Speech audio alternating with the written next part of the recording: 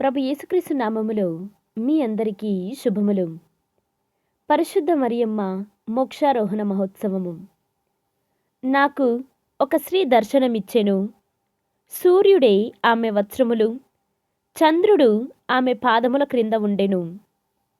మొదటి పట్టణము యోహాను గారు రాసిన దర్శన గ్రంథము 11వ అధ్యాయము 19వ వచనము మరియు 12వ అధ్యాయము 1వ వచనము నుండి 6వ వచనం వరకు మరియు 10వ వచనము.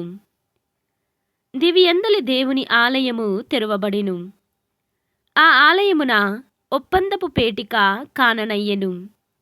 అంతలో మెరుపులు, గర్జనలు, ఉరుములు, భూకంపములు, వడగండ్ల వానలు ప్రారంభమయ్యెను. అంతటా దివియందు ఒక గొప్ప సంకేతము గోచరించెను. ఒక స్త్రీ దర్శనమిచ్చెను. సూర్యుడే ఆమె వస్త్రములు, చంద్రుడు ఆమె పాదముల క్రింద నుండెను.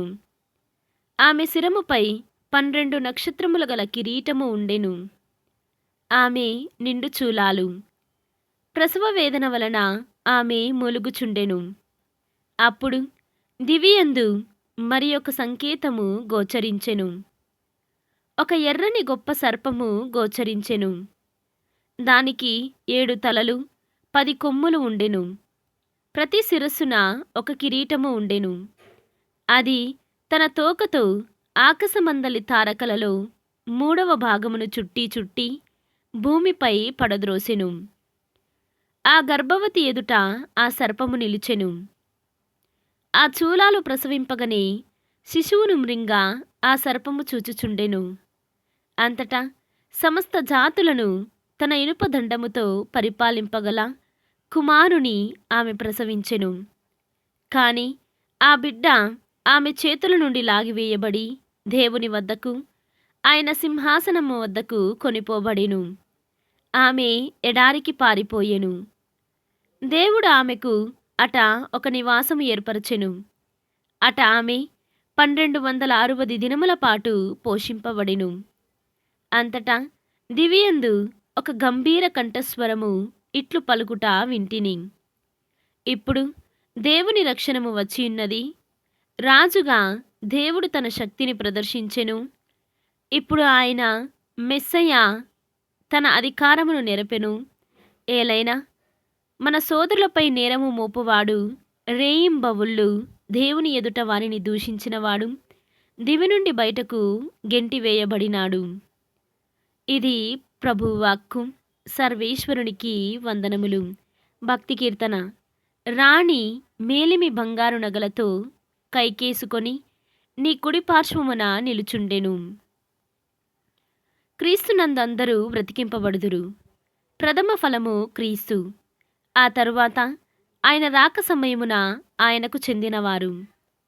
2వ పట్టణము పునీత పౌలు గారు కొరింథీయులకు రాసిన మొదటి లేఖ 15వ అధ్యాయము 20వ వచనము నుండి 26వ వచనం వరకు. మరణమును నిద్రించుచున్న వారు లేవనెత్తబడుదరని ధృవపరుచుటకు క్రీస్తు మృత్యువు నుండి లేవనెత్తబడుననుట సత్యము. ఏలన ఒక మనుష్యుని మూలమున మరణము ప్రవేశించినట్లే మృతుల పునరుత్థానము కూడా ఒక మనుష్యుని మూలముననే వచ్చినది. ఆదామునందు అందరూ ఎట్లు మృతి చెందుచున్నారో అటులనే క్రీస్తునందు అందరూ బ్రతికింపబడుదురు. కాని ప్రతి వ్యక్తి తన క్రమమును బట్టియే. ప్రథమ ఫలము క్రీస్తు. తరువాత ఆయన రాకడ సమయమున ఆయనకు చెందినవారు. అప్పుడు అంతము వచ్చును. పరిపాలకులను, అధికారులను, శక్తులను అందరును క్రీస్తు జయించి రాజ్యమును తండ్రి దేవునికి అప్పగించును.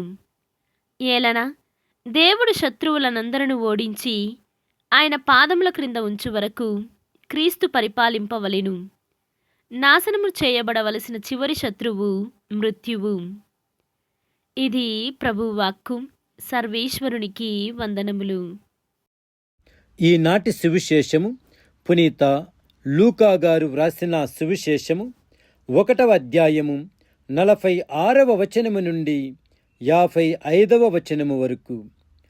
అప్పుడు మరియమ్మ ఇట్లు పలికెను, నా హృదయము ప్రభువును స్తుతించుచున్నది, నా రక్షకుడైన దేవుని యందు నా ఆత్మ ఆనందించుచున్నది. ఏలన ఆయన తన దాసీరాలి దీనవస్థను కటాక్షించెను. ఏలన సర్వశక్తిమంతుడు నా ఎడల గొప్ప కార్యములు చేసెను. ప్రభువు పట్ల భయభక్తులు గలవారి మీద ఆయన కనికరము తరతరముల వరకు ఉండును. ఆయన తన బహుబలమును చూపి అహంకారుల దురాలోచనలను, అధిపతులను ఆసనముల నుండి పడద్రోసి దీనులను లేవనెత్తును. ఆకలిగొన్న వారిని సంతృప్తిపరచి ధనవంతులను వట్టి చేతులతో పంపివేసెను.